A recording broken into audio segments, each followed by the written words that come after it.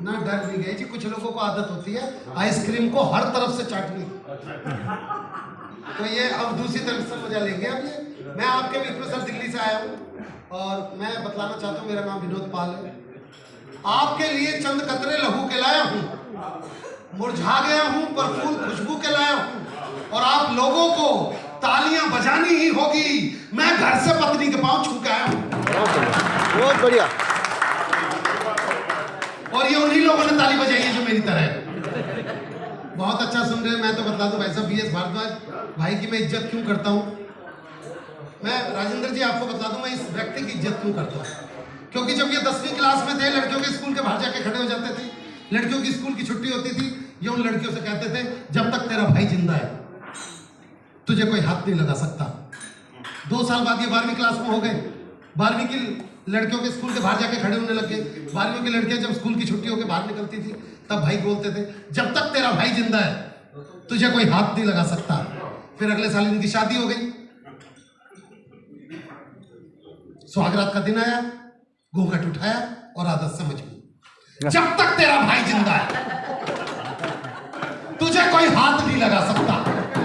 और ताली तब इस बात में बजाना शादी के 15 साल बाद भी अपने इसी वचन पर कायम।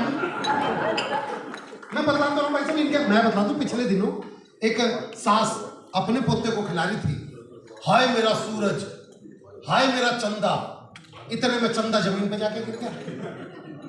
तो बहू ने बोला अपनी सास से, देखो माँ जी आज के बाद अब मेरे बच्चे को हाथ नहीं लगाओगी। सास भी कति छठी पड़ी थी भाई साहब, यहीं की होगी। सास ने बोली ठीक है बहू, आज के बाद मैं तेरे बेटे को हाथ नहीं लगाऊंगी और तू मेरा राजिंदर में छेड़ दिए। तालियां आप अब भी बहुत कमजोर बजा रहे हैं, मैं बता दूं आपको। देखिए तालियों का एक महत्व क्या है कि सावन में जिस पेड़ पे घोंसला हो जाता है, पतझड़ में वही पेड़ खोखला हो जाता है। और हाथ पे हाथ रख के बैठने वालों, आपकी तालियों से किसी का हौसला हो जाता है। वाह वाह वाह। मैं बता दूं महिलाओं का, देखो मैं कई बार मैं सही बता दूं, मैं महिलाओं के सामने कविता सुनाते वक्त कांप जाता हूँ, क्योंकि कई बार कोई ना कोई एक ऐसी महिला टकरा जाती है। पिछले दिनों मैं नारनौल में गया बाबू जी, तो सामने एक महिला बैठी हुई थी, मैंने चुटकुले सुनाए, मुक्तक सुनाए, मैंने यहाँ तक कि गजल भी सुना दी, कविता भी सुना दी हास्य की, पर अगली हंस के ही ना दे। मैं नीचे उतर के गया, मैं पैरों में पड़ गया, मैं कहा बहन जी आप हंस क्यों नहीं रही? बोली तेरी शकल मेरी सास से मिलकर। मैंने बोला उसके भी मुंह छाती है क्या? कह रही हाँ कोविड के टाइम से अपर लिप बढ़वावे ना है। मैं कहा बाबा रामदेव की एक्सरसाइज करते हुए ज्यादा बढ़ गई होगी। मैं बतलाता हूँ महिलाओं का ऐसे ही है राजेंद्र जी, महिलाओं का ऐसे ही है। जब ये सास बनते हैं बहू अच्छी नहीं बनती, जब बहू बनते तो सास अच्छी नहीं बनती, जब देवरानी बनती है तो जेठानी अच्छी नहीं बनती, जब जेठानी बनती है तो देवरानी अच्छी बनती, जब नंद बनती है तो भाभी अच्छी बनती, जब भाभी बनती है तो नंद अच्छी बनती। और बात रही पति की, वो तो आज तक किसी औरत को ढंग का मिला ही मिला। बताओ इस बात पर तो राजेंद्र जी ने भी ताली बजा, ताली आप अब भी नहीं बजाने, मैं फिर बता दूंगा। वो एक दादी बैठी हुई थी धूप में, इतने में पोता आया, कर दादी एक बार टह बोल दे। दादी की समझ में बोली टह हो गई तेरी बल्ले बल्ले हो जाए। और दादी ने हाथ पकड़ लिया पोते का, कह रही ये क्या गा रहा तू? किसने बोला? कह रहा टह बोलने के लिए किसने बोला? कल अंदर मम्मी कह रही थी। कह रही किससे कह रही थी? अपनी सहेली से। कह रही क्या कह रही थी? कह रही एक बार ये बुढ़िया बट टह बोल जा, फिर तो हो गई तेरी बल्ले बल्ले और हो जाएगी बल्ले बल्ले। एक 200 किलो की महिला अपने 40 किलो के पति को लेके गई भैंसों टैटू वाले के पास, और टैटू वाले के पास जैसे लेके पहुंची और बोली अपने 40 किलो के पति को आगे करके टैटू वाले से बोली भैया इसकी बाह पे शेर बना दे। और टैटू वाले ने सर से पांव तक दिखा, बोला इस पे सिर्फ सांप बनेगा, और वो भी फण वाला नहीं बने सकता, यूं ही लकीर काट दूंगा उसे सांप समझ लियो, और इसी साल बनवा ले क्योंकि अगले साल कैचुआ बनवाना पड़ेगा। मैं बतला रहा हूँ भाई साहब, हम हालात से निकल रहे हैं। वो हरिद्वार की तरफ 2 बसें जा रही थी, आगे वाली बस में सारी सास, पीछे वाली बस में सारी बहुएं। सास वाली बस खाई में गिर गई,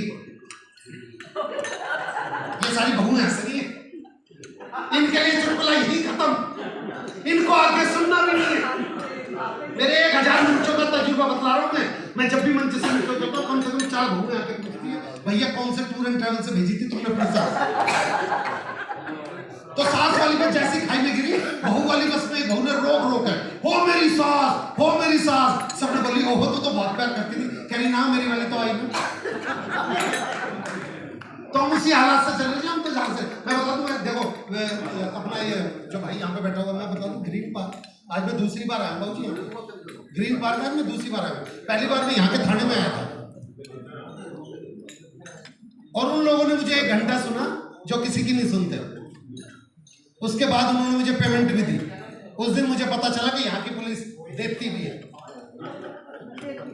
अब उन्होंने मुझे खाकी कलर के लिफाफे में पेमेंट दी मैडम। अब खाकी कलर के लिफाफे में मैं चेक तो करूंगा ना पुलिस वालों ने कितने दिए। तो मैंने छोटा सा कोना फाड़ा लिफाफे का, तभी पीछे से कांस्टेबल ने मेरी गुद्दी पकड़ ली।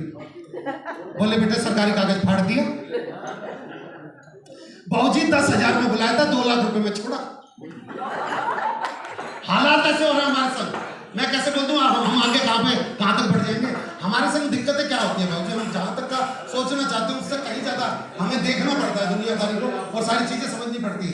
वो एक दादी को उसके पोते ने जन्मदिन पर फुटबॉल गिफ्ट करी। तो पिताजी ने पूछा बेटा तेरी दादी तो 70 साल की होगी, ये फुटबॉल से कैसे खेलेगी? कोई गिफ्ट देने का तरीका भी तो होता है। कह रहा क्यों? दादी ने मुझे मेरे जन्मदिन पर भगवत गीता नहीं दी थी। ये हालात मैं बता रहा हूँ, हम इनसे रोज निकल रहे हैं। और मैं अब ये कोविड की बात कर रहे थे राजेंद्र जी आप कोविड की बात कर रहे थे। वैसे कोविड मेरे से ज्यादा किसी ने भुगता। मैंने 2 साल तक एक ही लुगाई को देखा भाई साहब, वो भी विदाउट मेकअप। आप कलेजा समझो हमारा। मैं अपने बच्चे की पेरेंट्स मीटिंग हुई जब स्कूल खुले, मैं पेरेंट्स मीटिंग गई तो सारी टीचर आके मेरे से कह रही सर कैसे हैं सर, आप तो बहुत अच्छे हैं। मैं कह रहा ये तो मुझे जानती भी नहीं है मुझे। तो मैडम से बोला मैडम आप मेरे को जानती है? तो कह रहे बहुत अच्छी तरीके से। मैं कहा कैसे? कह रहे जब बच्चे की ऑनलाइन क्लासेस होती थी तो लैपटॉप में हम देखते थे आप पीछे पोछा लगा रहे होते थे घर में। ये सब कुछ था भाई साहब हमने। मैं बता दूं मैंने अपनी वाइफ को हालत ये थे भाई साहब, सारे ब्यूटी पार्लर बंद थे। मैंने अपनी वाइफ को आईब्रो पे कंघी मारते हुए देखा भाई साहब। और ये महिलाएं जो अभी भी नहीं हंस रही है, मैं समझ गया हूं ये कौन है।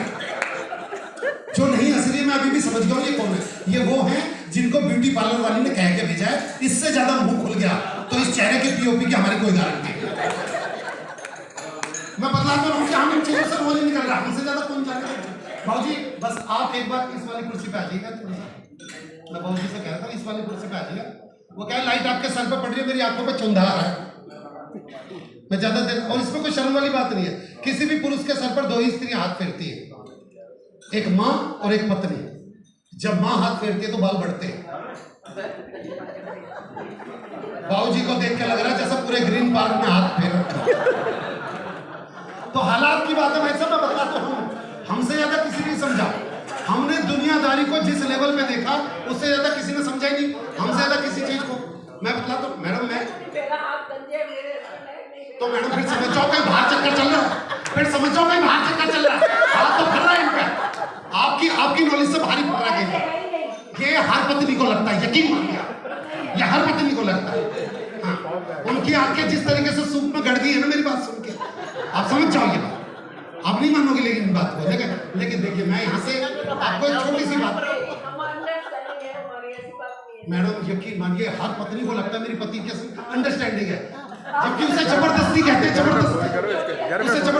हैं। अब यकीन मानिए मैं बताऊं पंडित जी देख कई बार ना हम हालातों के शिकार हो जाते हैं। कितने लोग ये बात जानते हैं? हालांकि हमारे बीच में पंजाब का भी वो जो लोग कर रहे हैं, बाबूजी पंजाब से हैं भाई साहब। पंजाब का आदमी बाबूजी, पंजाब का आदमी यूपी में फंस जा, दिल्ली में फंस जा, बहुत बुरा फंस जा। वो एक पंजाब का आदमी यूपी के कुएं में गिर गया। पंजाब का आदमी बाबूजी सुनिएगा बाबूजी, पंजाब का एक आदमी यूपी के कुएं में गिर गया और बोल रहा बचाओ बचाओ बचाओ। यूपी का एक आदमी आता बोला कौन है भैया? कह रहा भाई 80। कह रहे पोता तो बचा नहीं लेता। हालात देख रहा कहां से कहां पहुंच गए। हमसे ज्यादा किसी ने नहीं देखी दुनिया। मैं बता रहा हूं हमारा दृष्टिकोण ही अलग हो गया भाई साहब इस चीजों में। कई चीजें जो हमने लोगों में देखी। मेरा एक दोस्त, उसे झूठ बोलने की बहुत बुरी बीमारी। मैंने बोला भाई तू बहुत ज्यादा झूठ बोलता है। कह रहा विनोद भाई कंट्रोल ही नहीं होता। मैं कहा ठीक है आज के बाद तू जब भी झूठ बोलेगा मैं थोड़ा सा खांस दूंगा तो अपने झूठ को छोटा कर लियो। कह रहा ठीक है विनोद भाई। अब भाई साहब वो मेरे संग ससुराल में गया। ससुराल में जाते ही उसने मेरी सास को बोला कि सासू माँ, अभी हम जंगल में से आ रहे थे, हमने 100 फुट लंबा सांप देखा। मैंने अपनी दोस्ती निभाई, पास गया 80 फुट का था। मैंने फिर अपनी दोस्ती निभाई, और पास गया 60 फुट का था। मैं बोला करा, घर गया, फीता लेके आया, फीते से नापा 50 फुट का था। मैं बोला कर भाई देख, किसी का खांसी हो तो अपना इलाज कराओ, अब ये साला फीते से नाप लिया, अब ये कम नहीं हो सकता।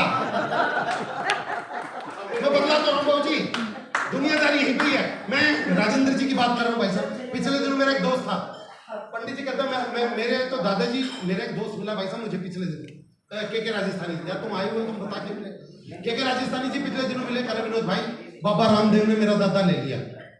अगर ले लिया मतलब, कह भाई मेरे दादाजी एक्सपायर हो गए बाबा रामदेव की वजह से। मैं कहा बाबा रामदेव की वजह से कैसे? कह भाई वो घर में टीवी चला के योग कर रहे थे, तो बाबा रामदेव ने बोला सांस खींचो, तो मेरे दादाजी ने खींच ली।